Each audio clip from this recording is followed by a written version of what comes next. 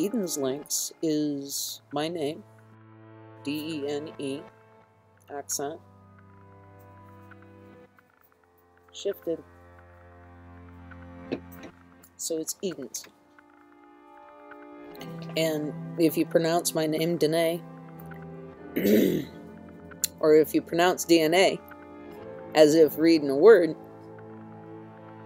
that's actually my name. And so that's also where the light work from the art that I do does its work. I got into accepting at a very early age that what I was looking at may not be exactly what other people were seeing.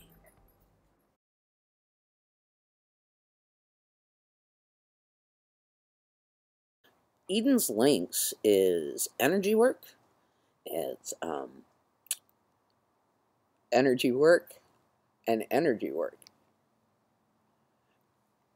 If we do that through voice, we do that through voice. If we do that through art, we do that through art. If we do that through just simple conversations, we do that through simple conversations.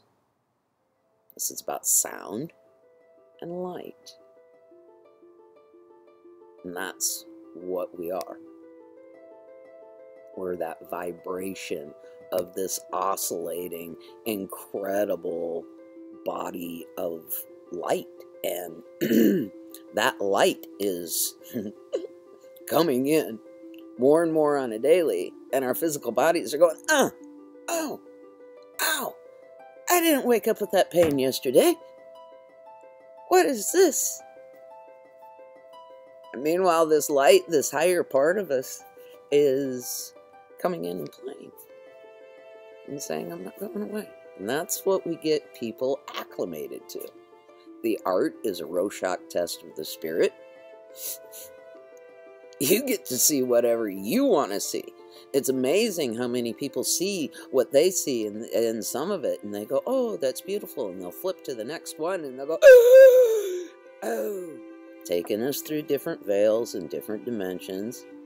You know, if you walked all the way down your block and you went into everybody's living room, everybody's house along the way, everybody's house is going to be totally different.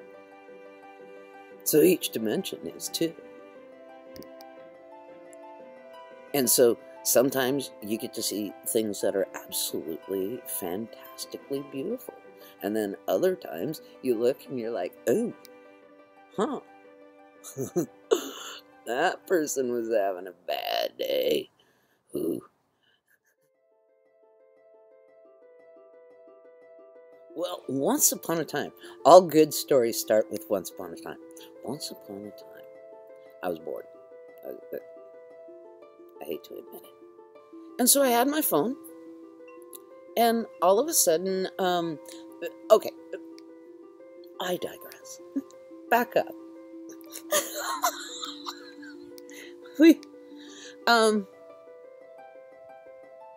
One of the crazier things, or stranger things, I don't necessarily consider it crazy, but for years in my energy work practice,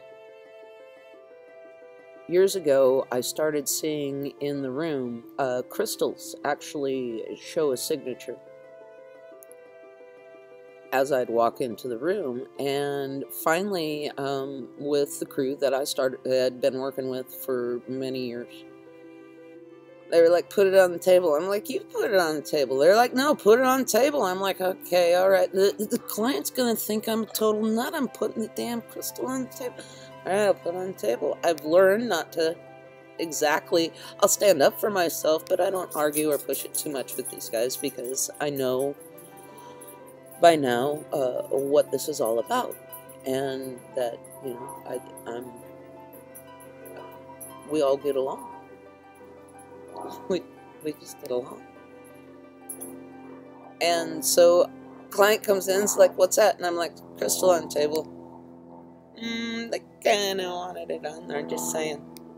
And all of a sudden I got this download of information coming into me about the session and about this particular client. And I started to pay attention to those signatures I was getting off the crystals, and over the years it's turned into complete crystal sets to where it actually charges the table and also at the same time gives us a mapping and a layout of the energy session that's coming. So it's kind of neat. Well, all of a sudden I'm flipping through some pictures, and one of the pictures does that. Whatever it is, I don't know what it is. I just recognize it. You know? And so I opened up a couple of different apps, and I leaned forward in my chair, and I noticed that the whole picture started to do the whole flippy thing on the phone. And when I looked at it, I saw it in such a way that it flipped, it moved, and it mirrored, and I saw something there. I saw a face looking at me. And all of a sudden I look at it again, and it's gone. Because it had already flipped around, and there was the picture. That was the picture. But I knew that when I leaned forward, what I glanced at wasn't the picture. And from there, I started to manipulate that picture, just playing around with it, swirling my thumbs on the phone, doing those things, and then I'd go over and I'd save it over here, and then I'd go and get a different app, and I'd do it and play over here, and I didn't even know what I was doing. I was just bored. And then all of a sudden, I felt the guidance that I had felt for years in my practice come in and start to move my hands and my thumbs. And I was like, this is interesting. Can't really cut into the conversation at this point because I'm like, okay, I'm just listening. And then all of a sudden, I thought, I wonder if I can flip that around for like how when I lean forward, can I flip that around again? So I did.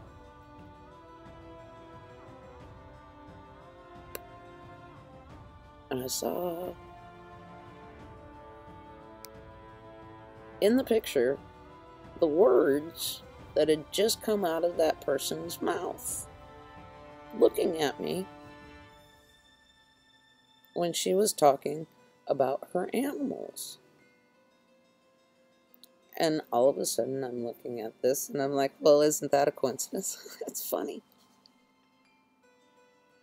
And then that picture went away and I remanipulated it, reflipped it around. And all of a sudden it was somebody else's part of the conversation. And I'm like, whoa, this is getting kind of freaky. And I kept it to myself. I saved some pictures because I was going in total self-doubt. First of all, the pictures were beautiful. And I've never been anything of an artist. I can't physically draw anything.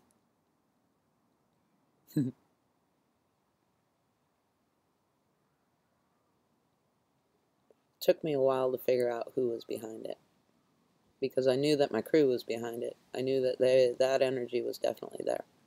But what I didn't realize, and soon learned, was that my father, who had died in 2014, he was doing it.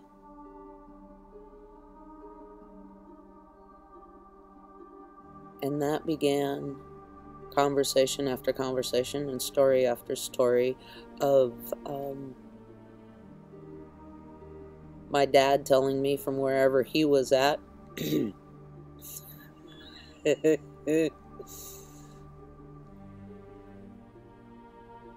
that all of this was happening.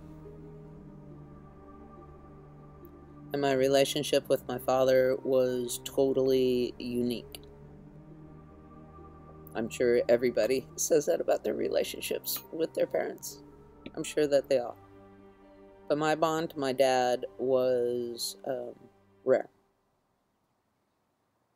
I didn't know any other father-daughter with the connection that I had with him. I'll probably write a book about it someday. He was my best friend.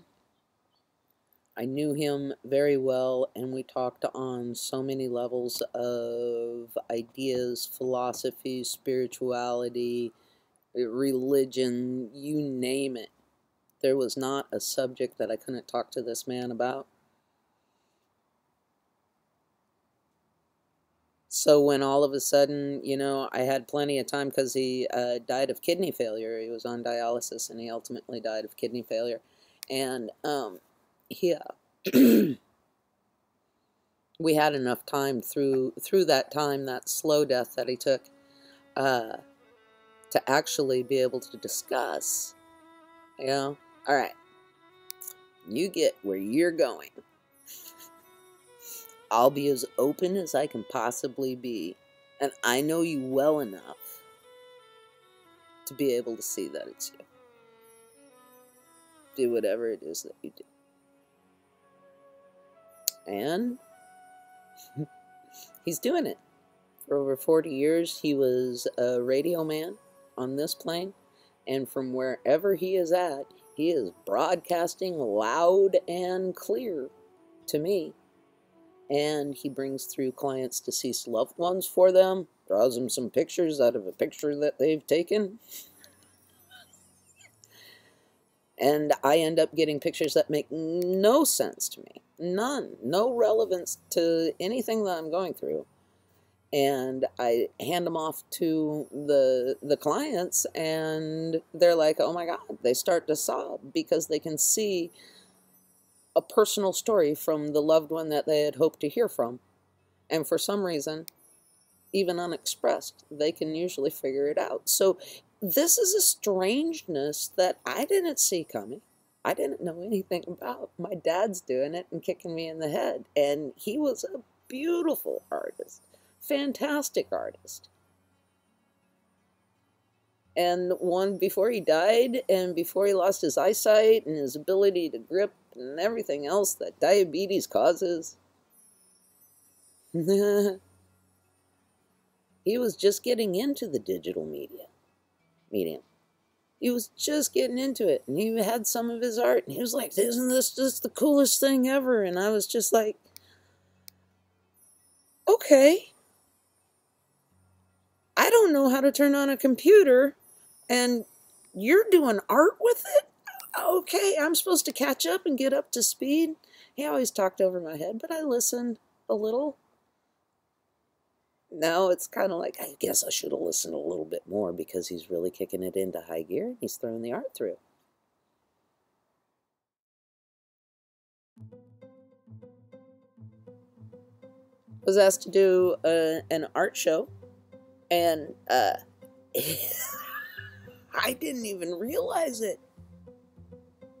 I didn't even realize that in 2 years since this started happening in 2016 and I started being aware of it, I can actually see the breadcrumbs of it before it was coming on, but really hit the pedal to the metal in 16. In 2 years' time, we have over 12,000 pictures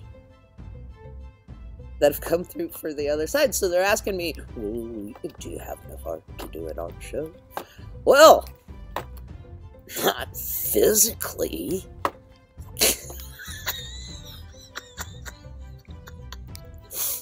Digitally? Sure. Let's see what we can. Yeah. Let's do that. I'm in. So we're getting it together little by little by little, and the digital's turning into some pretty cool art for people. They're really enjoying it.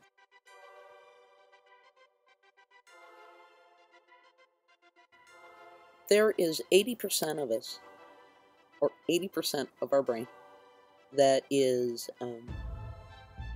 subconscious. As we awaken, we're going to have more of that become conscious. More abilities become conscious. More, awakening is awakening. And the art is set up in such a way that it triggers something within the subconscious, within a healing and an ignition, a beginning for a lot of people within the DNA and within their own awareness, because it goes into what they see within their mind and starts unlocking back in there. My job is to put the art out there.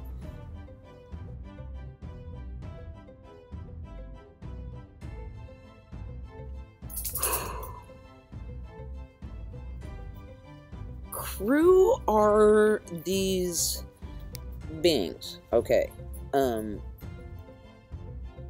People call them angels, people call them kachinas, people call them, what are they called in some of the other cultures and stuff?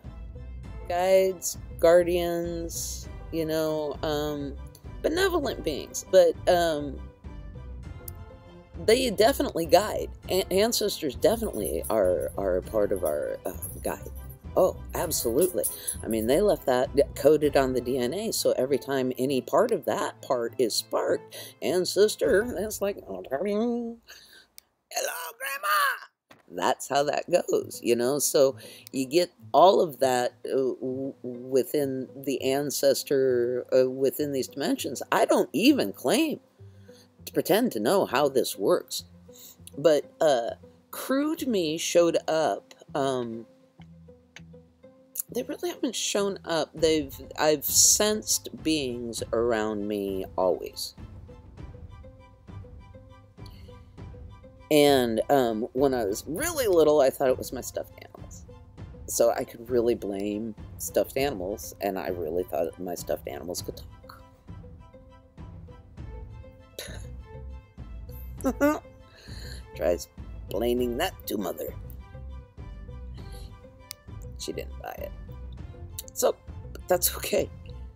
As I grew, I didn't quite know what to do with it. The world took over, learning right from wrong, and the difference of that was complicated because I saw things differently than other people did, and I paid attention. I listened an awful lot, and what a person said in one minute, the instant the other person wasn't there, was a different thing that they'd say in the next. And it was like, that was confusing to a child. That was like, okay, I guess the name of the game here is lie. Just pretend and lie, and, the same program we all got. Cover who you truly are, and modify who you are for the acceptance of another outside of you. That's the program. But I was able to see between these different worlds, and when I went through an accident and ended up breaking my neck, was allergic to painkillers, no big deal on all of that. But through the meditation practices and the actual sitting in one space, because guess what you can do with a broken neck, is all of a sudden these childhood beings started, I recognized their feeling, I recognized the sensation, I started getting into communication of yes and no, and right and wrong, and different things and senses within my sensory device, within my whole energetic field.